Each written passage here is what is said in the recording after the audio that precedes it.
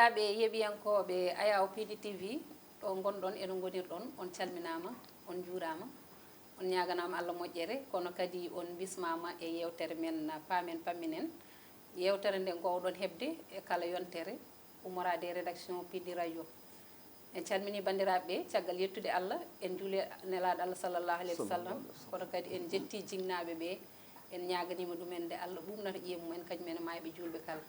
ko yettere gueno noon nde o hokki en kadi fartange e artude joɗade ɗo e yewtere men Paamen Pamminen en nde gowɗen wadde e kala e saaha nde gowɗen ɗowde hay so woni oɗo dumunno foof en garani kono noon rédaction o machallah ɓe mbaɗi ɗo golle payodinɗe caggal men kono kadi ɓe jokki yewtere nde no hanniri ni nde tawno Paamen Pamminen ko yewtere rédaction no mbiruɗen ni tan koye actualité mo ganduɗa kañum ɓuuri jojjude e leydi ndi ko kañum gartaten e kala e saaha yewtere nde noon hannde eɗen gondi hen e Elage Bassar wondude Moussa Nia ɓe gowɗon yiide ayawoji mumen e kala saaha e yewtere nde kono kadi oɗon gowi daade mumen e Piindi Média kono noon hannde kadi eɗen gondi ɗo e koɗo meɗen noon ko Lamine Ba mo ganduɗa jeeya koye société civile kono kadi omo ardi mouvement biyeteɗo Podor Vamal kankone hannde o ari o yanti e rédaction ɗum ko gam kadi wallodirde e bandiraɓeɓe e famminde ɗumen kadi hakke famamuya mumen ko yoyti e oɗo actualité e nder leydi men Sénégal hono no gowruɗen ɗum ni tan won toɓɓe ɗe cuɓiɗen ɗen toɓɓe kadi ma en gartu hen no hanniri ni mbawen kadi jumpude hen haade men arde e toɓɓe ɗe en calmodirtu e ɓen ɓe ganduɗa kamen goni ɓe ndenduɗen plateau o ko adi foof Elage Bassar mi salminima mi salmittima Halimata mi jarnima mi salmini dendagal yeeɓiyankoɓe Piindi TV kala to ɓe mbawi wonde nder dundu Baba Adama o mais également en calmini koɗo men tedduɗo no mbiɗani joni joni woni Lamine Ba mo ganduɗa hoorema aussi hay hunde haalsidanaki leñol ngol kala ko dañi e haqqille muɗum e bawal muɗum ko yo leñol ngol faam ɗum waɗi hannde ni o nodda e Paamen Pamminen ɗum noon enen mbiya eɗen profité occasion mbiyen Lamine Ba bisimilla ma ko noon en bisimamo kanko Lamine Ba Moussa Nia a salminama a salminama mama a salminama an calmini yeeɓiyankoɓe ayaw Piindi TV en calmini ganduɗa tigui ko yeeɓoɓe yewtere men Paamen Pamminen en mbiɓe kadi en garti e famminde e etade famde aussi e etade famminde ko pamɗen hakke pamamuya men no gowɗen wiide ni tan e kala e saaha ko wona ɗum calminten ko koɗo men Lamine Ba mo ganduɗa jeeya koye société civile no mbiruɗen ni kono kadi o mona e mouvement Podor Vamal Lamine a salminama merci on jarama vraiment mi weltima ko weltare mawde vraiment caggal no jettuɗen Allah e julɗen e nelaɗo sallllahu alayhi wa sallam ko weltare mawde arde ɗo yeyete aya Piindi TV saabu ɗum woni fayida men ɗum woni darogal men ko ɗum woni titre men vraiment mbeɗa jogo weltare trop mi jogo woni am fierté mawɗo arde Piindi TV par ce que ko ɗum woni ɗo leñol ngol onon darni leñol ngol onon mbaɗa ligguey baɗɗo fayida vraiment ko weltare salmin caggal salmindema Dia salmina Elage ne salmina Moussa ne salmina bandiraɓe yeeɓoɓe Piindi TV foof ɗo yeyete Sénégal e caggal leydi men eto noon no Moussa wini men eto famde ɓe etoɗen pamminde aussi famminde hakke pamami men ko noon Lamine Ba a bismama e yewtere meɗen Paamen Pamminen kono kadi a bismama e Piindi Média nde tawno ko galle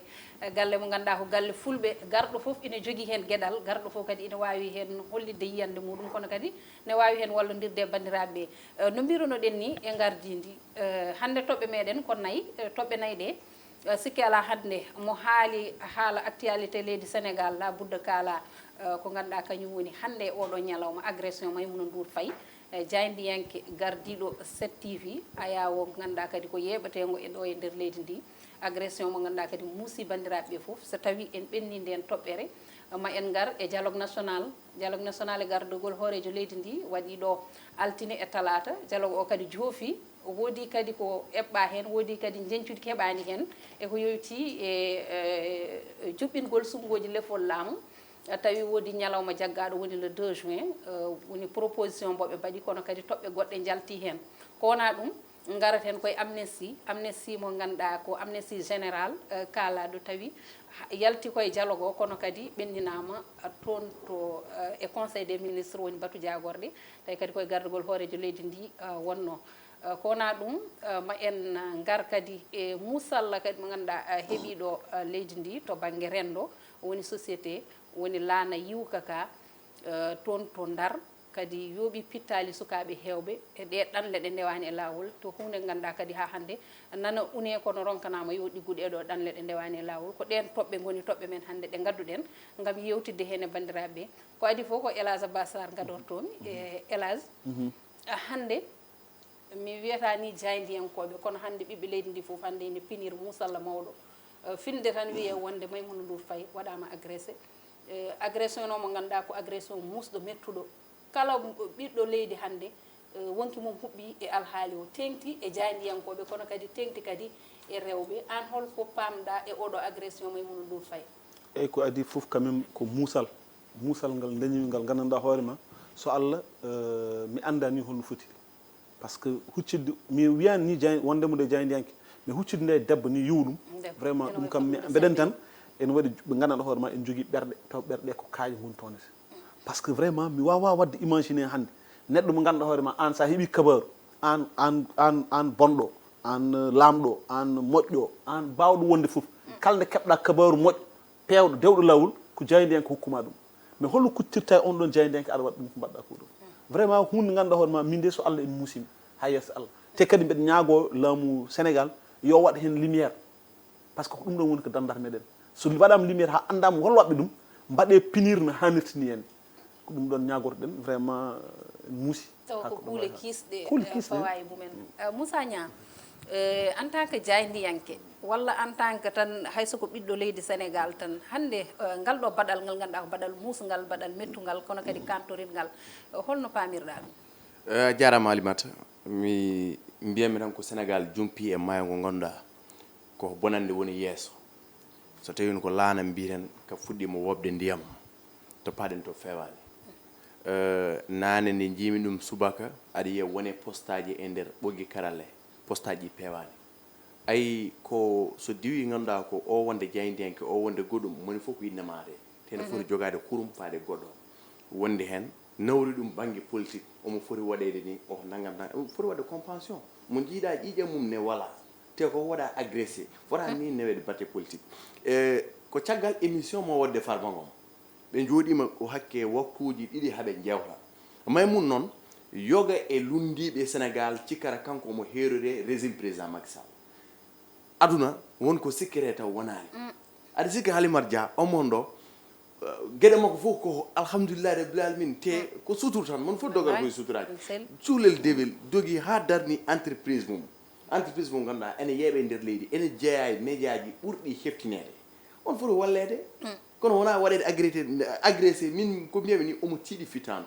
aɗa wone oɗo tuma aɗa jokka haalde ƴiyam ɗam cikkata ko robine bistaɗo ene yaha Sénégal jumpe maayo ngo ganduɗa ɗum ɗo fof no saabi ɗum ko oɗo politique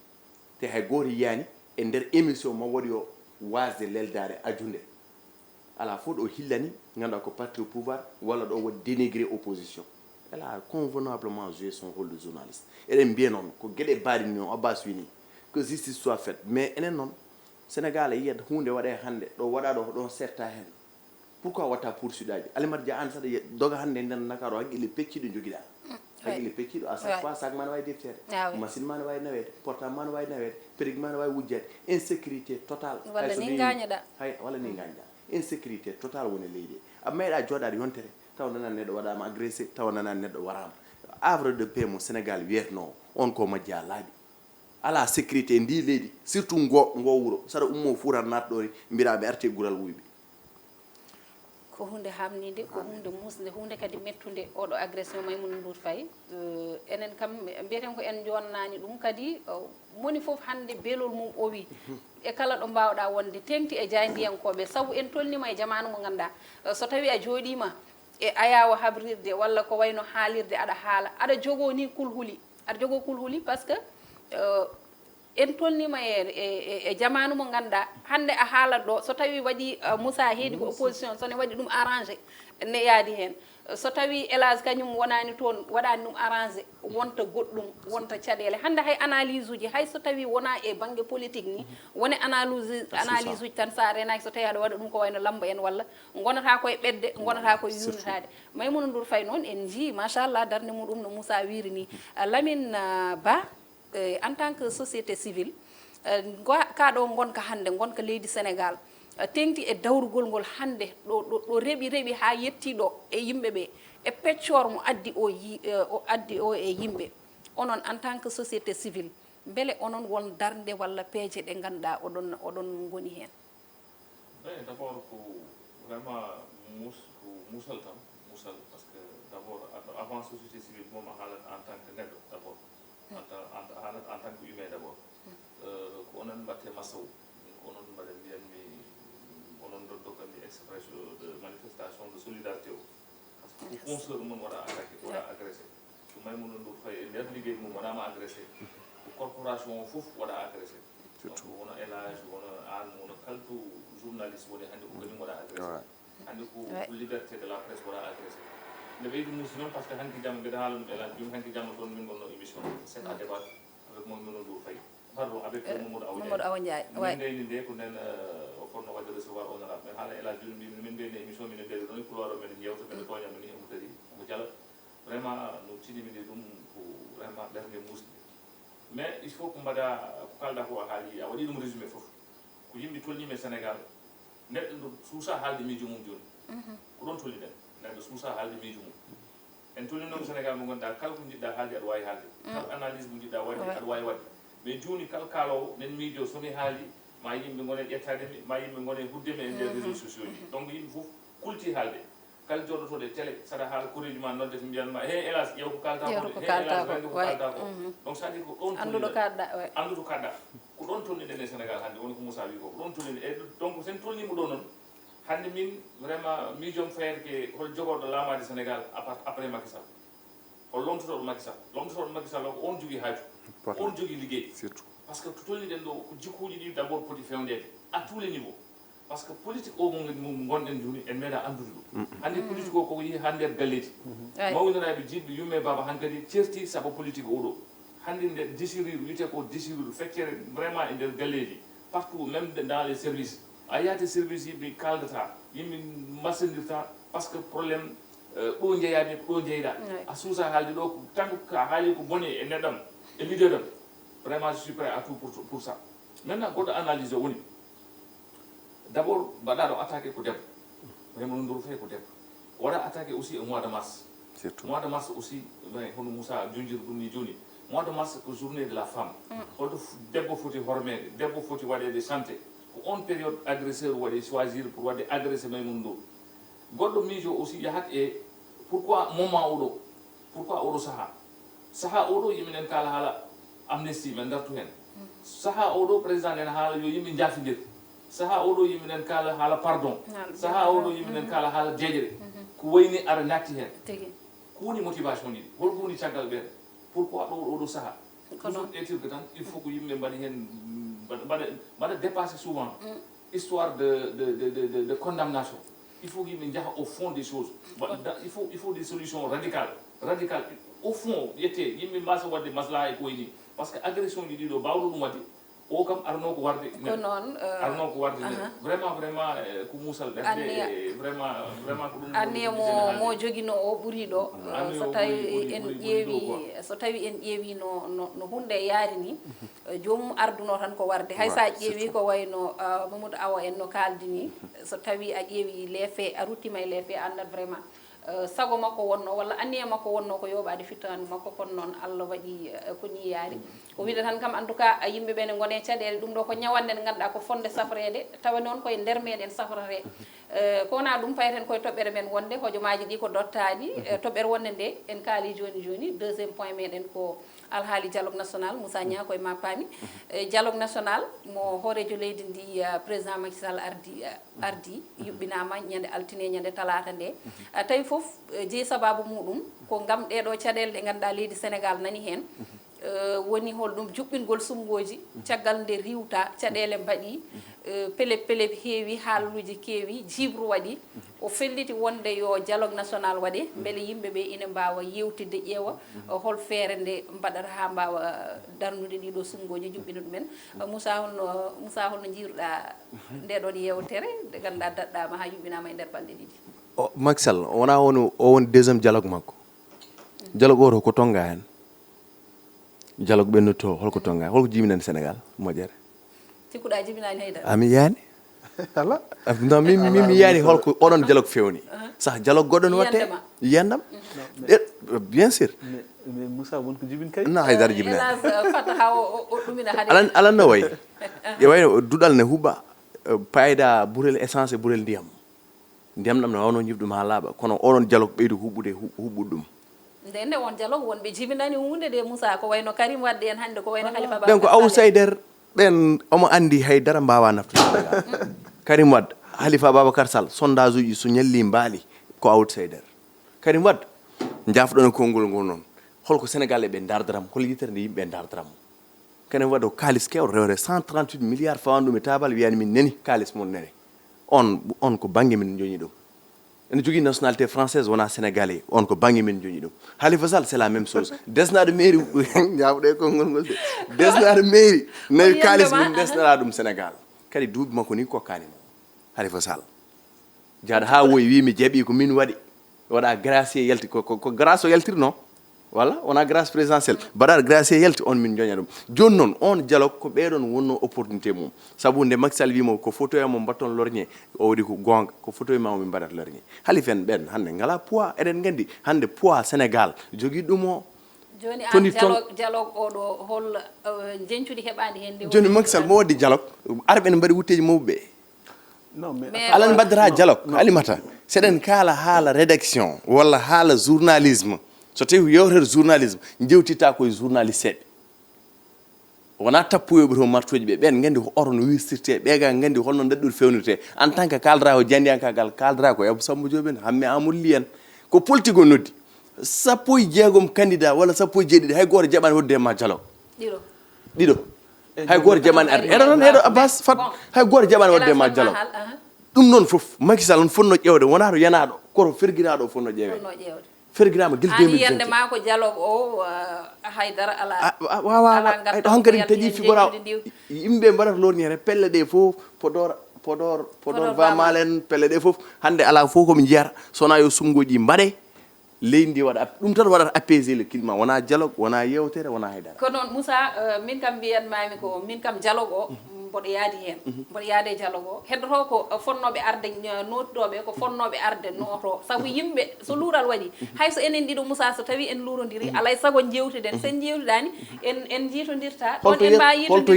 yettoro hankkadi en yewtere wawa wadde ɗo hankkadi ɗo fayɗo yewtere kañum hayso ko gueruji mawɗi ɗi koye yewtere elage ne wayno non aɗanne min jinmi wiɗ ɗon tan ɓi Moussa dialogue on muƴ mi yiyani moƴƴande non mimi hankkadi ko dialogue wawa wadde si ko gasi balɗe heddi non waɗi holno waddite dialogue yewtere holno woni aɗandi aduna ha fi feguere kala ko jiiɗa gasi ke yewtere gasi wallahi yewtere kala ɗo yewtere ala a faami wot tampinoore ma pamodiral wonta ɗon sikkeji gonat ɗon a faami mais dialogue o o noddunoɓe o nodduno ko Sénégal noti moom y avait la société civile ne wonno toon hay so tawi kam fof ɓe gardani par ce que yimɓe fof mbawa weltade hunde quoi enen gandi Sénégal tolni ɗon Sénégal yetti nokku mo ganduɗa hoore ma hande ko ɓerɗe ɗe koko ñobbi ñobbanɗe gandanɗa hoore ma nde ina muusi mais ɗum noon safra ɗum wasa fat 14h15 juulte aljuma so 14h15 gasi ari 14h25 an julnata hoore ma tawra imam e juulano fof jiilamu non c'est-à-dire ay sa wi 14h mais juma dirtine haajuji en pot yimɓe en pot juma oɗo wiya e wonde ko oɗo waktu yimɓe fof gandi 14h jimi poti julde mais en mbima e won nani ɗum ha 16h nawon ha 16h30 par ce que ko won yimɓe ko jiiɗi ko yewtidde par ce que aljuma yumol juma ko hunde gandanɗa hoore ma ko rendinde yimɓe haalde men par ce que imam o alay saago waɗa khutba o yewtude yimɓe c'est ça c'est on ɗon rôle noon président de la république waɗatno o yinno ko yo les acteurs a faami du développement yo ngar jooɗo jewtida so jewtidi mbawa quand même dañde hunde gandanɗo hoore ma en wawa naftude sénégal fonno wonde min mbiyatmi ko e kala nde haala waɗi min toujours min so tawi dialogue waɗi min analyse am tan ko yo yimɓe jaa notoyo yimɓe ɓe yoɓe jaaɓe notoyo tengti e kamɓe ɓe ganduɗa ɓe ko kamɓe tambi dawrugol ngol kamɓe gone dingiral dawrugol ngol yoɓe jaaɓe notoyo so tawi a yeehi a notoyima aɗa jogui ko poɗɗa haalde kaala so tawi kadi haalama ganduɗa a yaadani hen mbiya ɗum ɗo min mi yaadani hen koye ndeɗo toɓɓere tengti kadi eɗo leydi ndi tolni ɗo so tawi ko gonga dialogue o mbiyami ko ina jojjuno certes noon no Moussa wiri ni won hewɓe ganduɗa ina jaade Moussa oɗo dialogue ala ko firti oɗo dialogue haydara ko hay sa ƴeewi ni e nder no yaari ni kamɓe ƴettuɓe konnguɗi maɓɓe ɗi ko ɓuri hen hewde ni mbiyata tan wonko jiiɗi won anniye mo jiiɗi ha hande e kanko président Macky Sall kadi goto foof no haalirta ni mbiyata mana ko pour yo welmo haaldi or que wona noon fonno wonde Lamine Ba annene oɗo dialogue beele ononne oɗon jaaduno e dialogue o caggal ɗum ko beele ko yalti ko e dialogue o woni ƴettede hen pellitte ko wayno sumgoji lefol laamu ɗi wiyede ɗum 2 juin ete kadi yiɗano ko yoɗi juɓɓine haade 2 avril o en jii dirtinama ha ɓuuri ɗon te hande ɗum ɗon nanni en e caɗele ɗe ganduɗa ko caɗele mawɗe saabu président Macky Sall kañum wi tan ko le 2 avril kañum ko gaccito laamu ngu donc ɗum ɗon ko probléme beele wawano yuɓɓinede sumgoji ɗi mbawano yuɓɓinede avant 2 avril o beele ɗeɗon caɗele ne mbasa wonande en c'est que situation koko ɓuuri wadde graw kono kaaliɗa ɗum ni c'est que situation yiminen jahajuji men yiminen ñamanen jara mais situation mbaɗa graw woni ɗo Sénégal ko situation mbaɗa graw gurten actuellement par ce que en naati situation mo ganduɗa en ganda to paɗen en gonɗen ke jammo mo ganduɗa holto wiyetojo dialogue o no mbiɗani Sénégal ko leydi dialogue ko tradition dialogue fuɗɗima guila avant président Macky Sall e dialogue continue to par ce que enen gonɗuɗen ko dialogue ganduɗen ko yewtere ganduɗen ko hokkirde miijoji ha solution yalta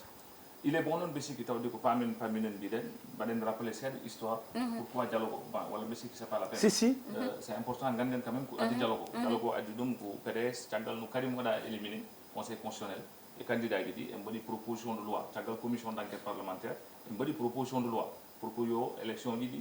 dirtini yo élection ji dirtini ha 15 décembre eɓe jaaruno hen ko wadde dérogation e article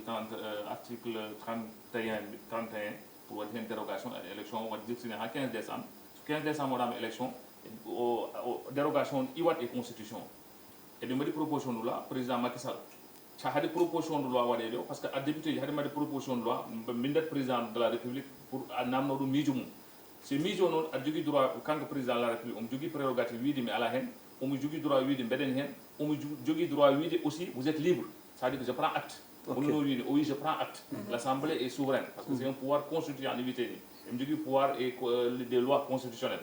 mais président Macky Sall o andi mataw ken ganda o tini ken tina mais jaggen kam ko ñande hen o ƴetti décret pour wadde abrogé décret bannoɗo élection ji ɗi waɗi convoqué wiyete ko corps électoral pour yimɓe mbawa wadde wote le 25 février o ƴetti waɗi ɗum abrogé no waɗi nde abrogé opposition o mbaɗi ɗum attaqué candidat ji mbaɗi ɗum attaqué cour suprême loi o aussi mbaɗi ɗum attaqué cour conseil constitutionnel wi caggal no mandat ma wawa ɓeydede wawa ustede donc loi o fawaki lawol te décret o ayla yewen e mbaɗi ɗum contesté cour suprême ko acte administratif toon foti waɗede contesté mais heureusement comme pour conseil constitutionnel tawde c'est lié à des histoires d'élection kanko o waɗat hen vraiment o tuttirta hen décision ma o wi loi o rewani lawol par ce que loi o so yawti le 15 décembre o memat article 27 par ce que article 27 haali durée mandat présidentiel mandat président Sénégal ko duuɓi 5 batte renouvelé goto lawol woɗi wiyete ko article 103 wiyete ko ganduɗa ko durée mandat o e forme république mi joguiɗen o koko nanna e wiyete ko clause d'éternité somi famini woni ko ganduɗa ɗo ha abadan dayman neɗɗo wawa ɗum memta durée mandat o ko duuɓi 5 pardon duuɓi 5 watte renouvelé goto lawol forme o woni gonɗen ke république lay ɗiɗon ɗum noon ko clause d'éternité o wi so loi o yawti memat ɗum ɗon waɗat violé ɗiɗon te décret mo ƴettuɗa o awa fawani ɗum e base légale donc mi ruttinimama ɗum e kanka noon conseil constitutionnel e décision makko o wi caggal no ɗum fof waɗi oɗo saaha mo gonɗen en jogui haqiqu kam élection natti wawde wonde le 25 mais joni an e autorité ji waɗoɓe organisé élection ji ɗi jaggede date no ɓuuri yactirade élection waɗe donc jaggen kam ɓeɗo PDS jinno ko report o kam conseil constitutionnel waɗi ɗum acté somi famille noon waɗi ɗum acté wi le 25 wawa waɗede mais joni mbaɗe ko ɓuuri yaccede mbaɗon élection ɗon aussi conseil constitutionnel min jaggimi conseil constitutionnel ɓeydi probléme oɗo parce que conseil constitutionnel wano régler le problème non régler tout et des décisions ma considérant 20 on wano wiidi hen mi haalde me français mato caggal no élection wawa waɗede le 25 février hade makko wiide mbaɗe ɗon ko ɓuuri ya caɗ o wawno wiide mbaɗe élection waɗa feere mbaɗa organiser élection o hade mandat ma gasti hay so tawi o memini considérant 14 o haali durée mandat o mais en wawno labtude ɗon so labtini ɗon waɗa ɗum organiser avant le 2 avril ɗon ala sikki sak ala contestation wala hen président Macky Sall wi caggal no conseil constitutionnel yaltini décision enen fof eɗen ndendi article 92 conseil constitution wi kala décision mo conseil constitutionnel ƴetti so moƴƴi so boni so moƴƴani koko waɗata appliqué effet application direct ala recours ala hay nokku mbawɗa ɗum woytiyade ɗon waɗete tan hay goto wawi hen dara président Macky Sall wi joni tawde ko min foti ƴettu date mami ƴettu date mais haɗen wadde date min noddat yimɓeɓe fof min jooɗo min jewto mbeɗa jogui droit min prérogative am loi lawol no rokkimi min nadde nder bureau mi waɗa décret mi waɗa convoqué date oɗo mais o jaggi kanko so waɗi ɗum o kanko haqqille makko deƴƴata par ce que ɓuranima ko yimɓe fof gara jooɗo sa noddi yimɓe noon mo nodduɗa ɓe ne jogui droit arde ne jogui droit wasde arde ɓuranno ko kamɓe fof eɓe gara eɓe jooɗo eɓe jewto par ce que ala kulli haali il faut ko yewtere waɗa ko ni walla nayi il faut ko yewtere waɗa ko noon kamɓe candidat ji eɓe jaɓani arde mais ɗon aussi président Macky Sall no wattiniri ni on wawno fuɗɗirade noon min jaggimi kono ƴetta décret waɗa abrogé candidat ji ɗi on wawno noddude ɗumen feccere ñalawma goto on wawno recevoir candidat ji ɗi goto par goto e bureau ma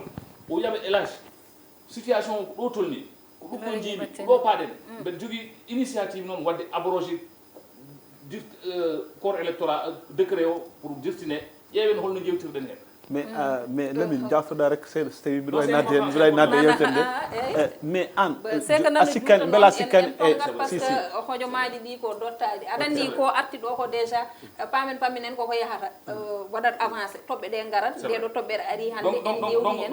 en deppinoye ɗeɗon toɓɓe ha gasi hande ko ndeɗo toɓɓere poɗɗen deppude donc en mbaɗat avancé tan d'accord donc c'est à dire ko jinnomi ko namdat tan jinnomi wiide comme par exemple aɗa sikki kanko président de la république o jooɗi tan e haqqille makko tan kanko tan goto hoore makko e ɓerde makko tan o miiji o wiya wonde o waɗat abrogé on noon convocation corps électoral l'a pas fait sciemment non ça veut dire que woni ko mbiɗen ko mataw ko kanko omo andi ken ganda mais ha ɗo ko kollaɗen ko jarani wadde reporté élection ha ɗo quand même ko jiiɗen ko e ko nanɗen ko assemblée nationale par ce que ɓe kaali haala corruption et tout ça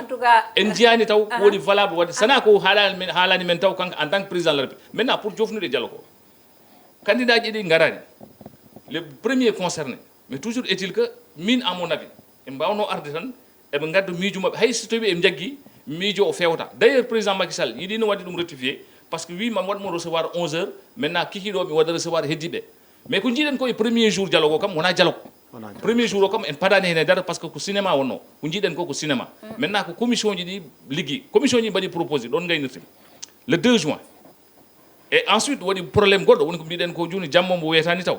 woni ko le 2 avril mandat makko gasata ko le 2 avril holko kewata le 2 kamɓe waɗɓe dialogue mbi e mbaɗa proposé en vertu de l'article 36 constitution alinéa 2 wi que président Macky Sall président o jooɗoto ha lomtiɗo mbo ara eɓe mbaɗa tottidira lengueji ɗi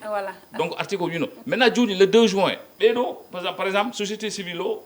ar sunu élection FC 25 et tout ça kamɓe mbi eɓe ngala le 2 eɓe jiiɗi ko yo waɗe organisé avant le 2 avant le 2 président waɗi proposé le comment dirais-je que le 2 juin maintenant problème o ɗon c'est important woni sen jottime le 2 avril il y a deux hypothèses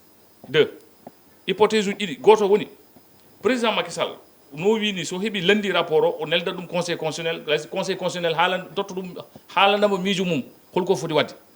so tawi o yehide conseil constitutionnel wimo joni jooɗo ha lomtotoɗo mo ara jooɗo mbaɗa transition 3 mois ɗi mi jaɓi le 2 juin o joni mais jooɗo ha par exemple lomtotoɗo mo ara par ce que a woppirta noon Sénégal joni aussi président Macky Sall wi kañum le 2 ko jahaw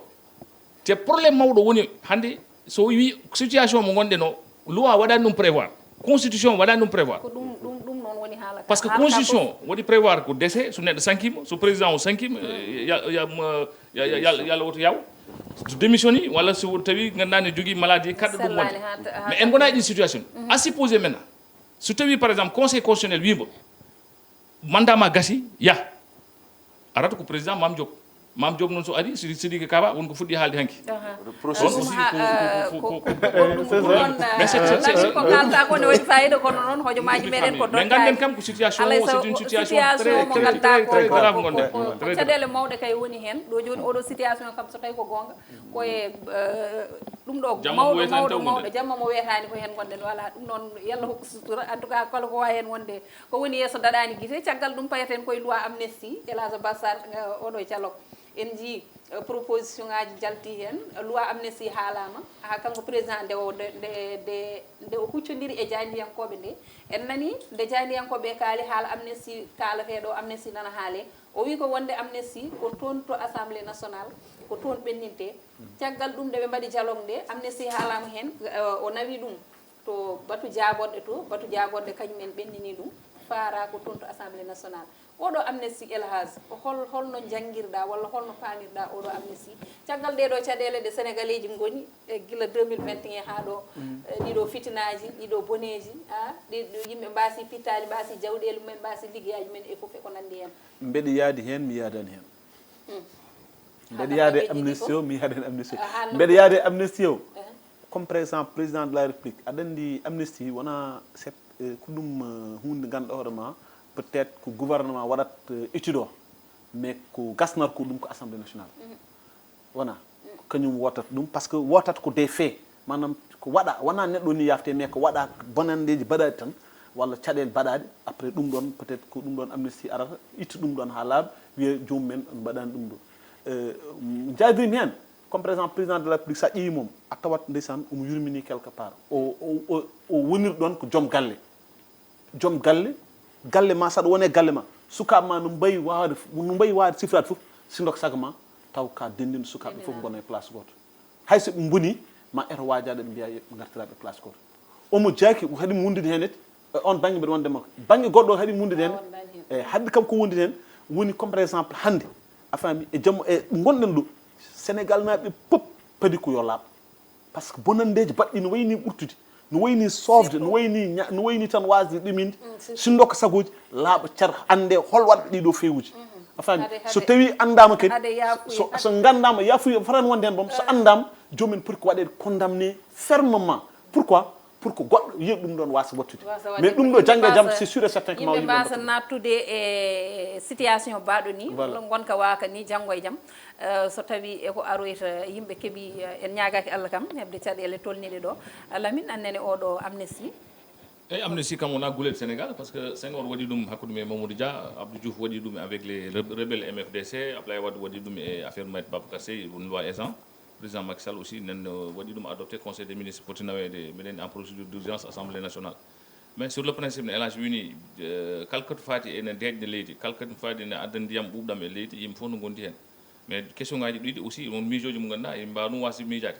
pourquoi o acci ha fin mandat makko omono waɗa loi d'amnesty première question haɗa foto poɗɗa yaade heddo lewru walla lebbi ɗiɗi aɗa yaha mbaɗa wote loi d'amnesty qu'est ce qui se passe jogori yawrini qu'est ce qui se passe est ce que waɗaka par ce que wonmo yiiɗi wadde protégé est ce que waɗaka par ce que o yiiɗi wadde protégé arrière uji makko so yeehi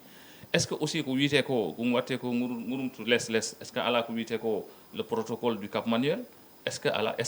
ce que ala protocole du Cap Manuel yewtere namneɗe ene keewi mais toujours est il que aussi Elage to termine ɗo so mbaɗi importance ɓurno waɗe wiyete ko commission de vérité d' abord commission de vérité ha gayno yimɓe poɗo yaade commission de réconciliation commission de vérité woni kala ko kewno yimɓe ƴeewa ɗum ha ganda holno yaari hol waɗɓe ɗum sen jottime ɗon noon woni mbiɗani joni tan so yimɓe jottima ɗon noon yimɓe mbawa wadde yafade yimɓe mbawa wadde effacé les ponges par ce que aussi wonko ganduɗa ko c'est très important c'est des ko accata ko ñawende e nder ɓerde woppata ko ganduɗa ko vraiment heddode e miijoji e ɓerde donc il est important aussi ko ɗum ɗon woni maintenant paden tan ha loi o yaha aussi ha yetto assemblée projet de loi ha ganden aussi holko woni nder feeji ɗi ganden non ɓennude kay jogui yakar ma ɓennude mais poɗɗen jogorɗen andude ɗon so yeehi assemblée ha ganden feewuji ɗi woni holko watte amnesty holko yafate par ce que en ganda taw feewuji ɗi wiyete ko fee holko jogori yaafede ko feewuji ɗi watte amnesty yimɓeɓe est ce que par exemple crime économique nen hen est ce que détournement ji nen hen est ce que crime assassinat ji nen hen ɗum noon aussi tant que projet de loi o arani assemblée en gandata holko woni nder mais dato kam ene gandi ɗum en tout cas so tawi wiyama amnesty général kam yimɓe ine sikki ma taw fof nani hen Moussa tawde woni ko général de so tawi mboɗo faami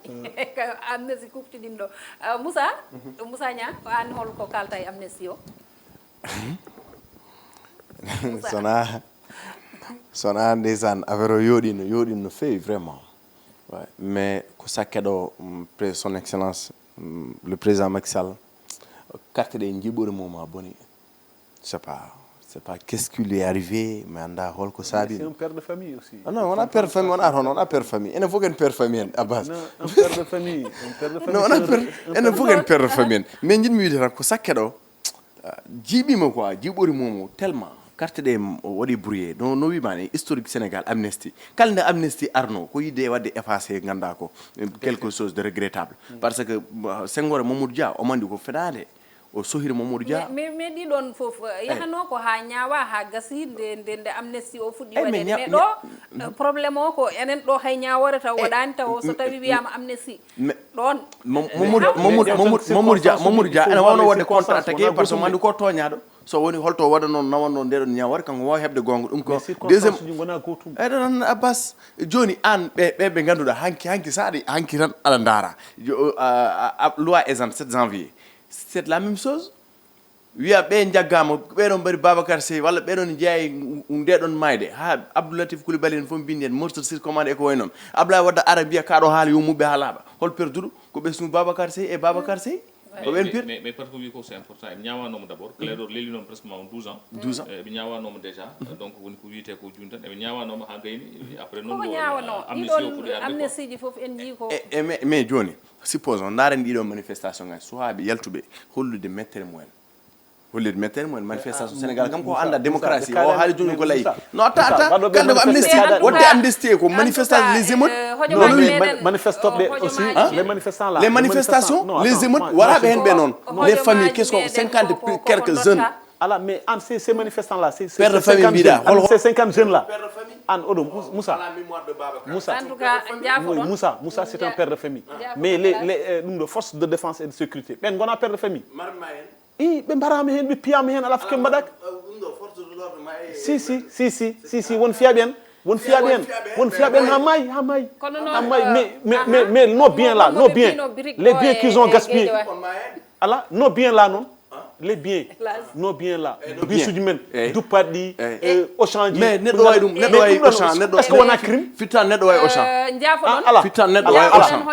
uddude nde sa uddi Auchan a uddi Auchan en ligganno presque plus de uddiri jeere ala mais ça uddi un Auchan plus de combien de personnes jaafoɗon hélas hojomaji ɗi koko dotta mataw nde yewtere en nawat ɗum radio mbaɗen toon ko beele ɗen saabu eɗen gandi hojomaji men koko dotta toɓɓe meɗen ɗe timɗen ɗe heddi certes ko toɓɓere wotere kono kadi ndeɗo toɓɓere en jowat ɗum saabu caméraman uji meɗen nana mbiyami hojomaji ɗi nana kuuɓa min kam ko wiide tan oɗo loi amnesty min mi yadani hen min mi yadani e amnesty o saabu amnesty haade mum waɗede so tawi joni wiya ko beldital wiya ko yimɓe ko yiɗɓe o yiɗi ko yo yimɓe ɓe beldit yo leydi ndi beldit haade makko yaade o yiɗi ko yo yimɓe fof beldit hankandi yimɓe fof gona neɗɗo goto ko yimɓe mbardirtuno ko e dukoji ɗi hay jiituɓe yumma e baaba e tout ça ɗum fof o yiɗi ko yo iw yo yimɓe beldit haade yimɓe beldide yo gonga o haale gonga o yo yaltu taw il faut ko wiya ko laawol ngol yo waɗe hen saabu sa ƴeewi kamɓe laamu ngu ɓe tuumi ɗum ko lundiɓe ɓe surtout ex-Pastef kono kadi ɓenne kadi kañumenne ko kamɓe tuumi joni enen ɓe ganduɗa ɓe enen ken citoyen ji en gona politicien ji en gonta politicien ji enen ken citoyen ji sénégalais ji eɗen jogui enenne foddeji meɗen eɗen jogui hakkeji meɗen eɗen jogui droit yo laɓɓine ko adi fof yoɓe mbaɗ ñawone nde ñaawe yimɓe ganduɗa hol responsabilité ji yo waɗe situé so gasi so tawi gasi yimɓe ƴeewa so tawi ɓen mbaɗata condamné walla ƴeewe yaafuya biyeteɗo o beele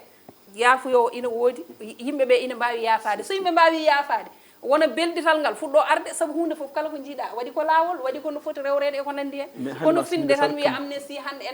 enen ɗo joni mbiyatmi ko politicien ɗi enen e koye men ko enen pijirte saabu ƴewata ko wona laawol yo yimɓe mbasa hen pittali yimɓe mbasa hen jawdeli mumen yimɓe mbasa hen golle mumen économie o ala foof gombema hankkandi beeli yimɓe foof o wi yimɓe ndu pina on bonjour wiye kamɓe de koɓe waɗi teɓe amnesty koɓe yaltoɓe ɗum ɗon min de kam min Halimata mi yaadani hen vraiment toɓɓere meɗen wattindinde koye banggue société jaafoɗon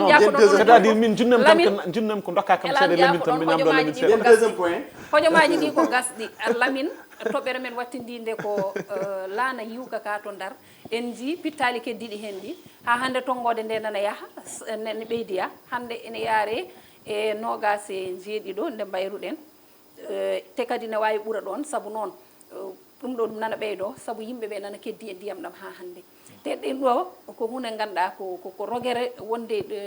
unede tan ina ronka yo ɗiggu hol peeje an e miijo ma hol peeje poɗɗe daɗɗede ha ɗum ɗo wawa iwande ɓiɓɓe leydi ndi surtout sukaɓe men heddotoɓe maaje ɓe mais d' abord enen duwnoɓe Allah yurmoɓe yaafoɓe heddiɓe gueeƴo hedimoɓe kamɓe foof yo Allah yurmoɓe yaafoɓe harnuɓe aljanna ben c'est vrai que aɗa andi ɗum ɗo hollirta tan ko goto affaire hollirta tan ko goto affaire woni ko politique de jeunesse mo président Macky Sall ko échec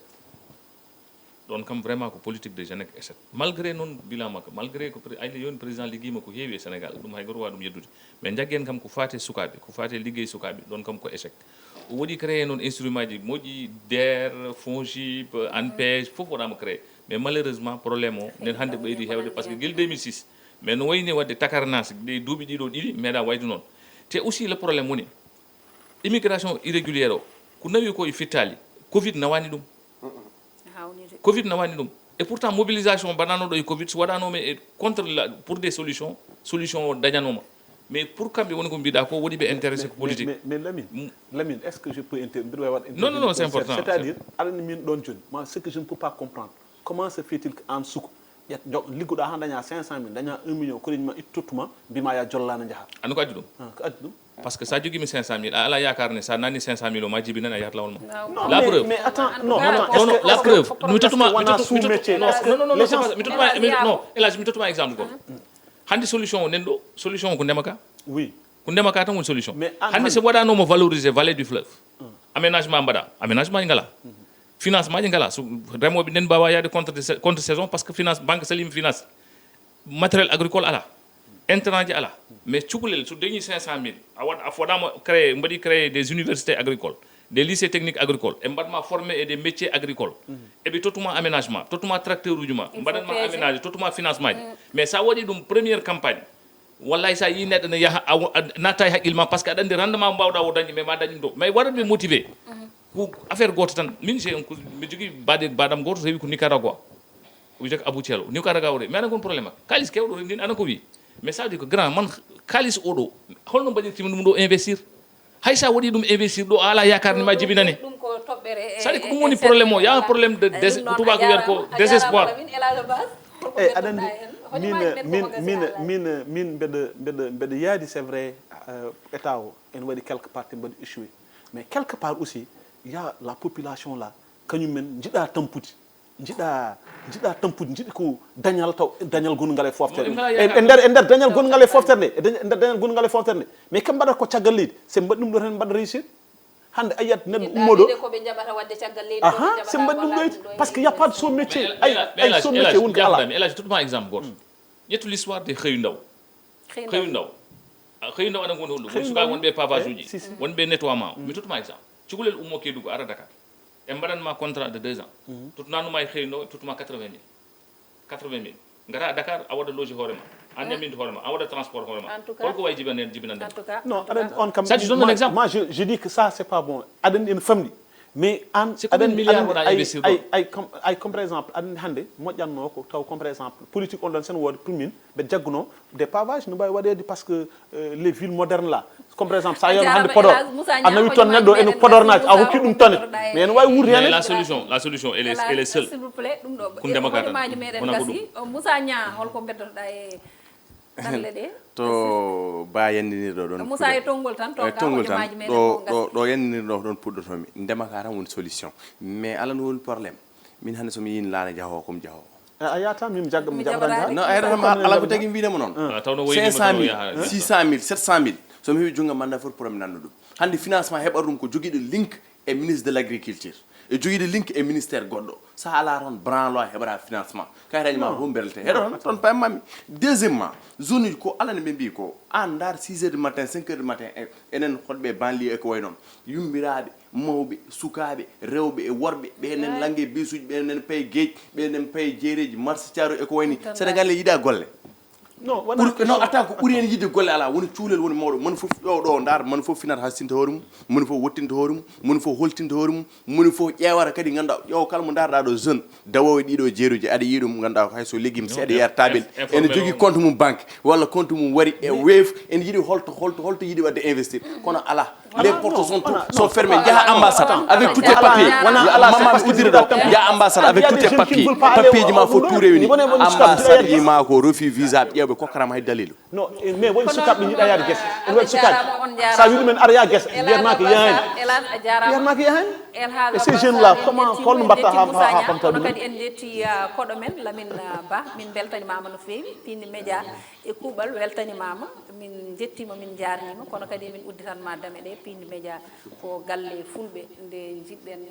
joɗodade fof inchallah ala probléme heddoto tan ko hojomaji ɗi koko dotta ko kalta ko gonga ne waɗi fayida no fewi kono noon malheureusement hojomaji men gasini ha laaɓi e guilnane eɓen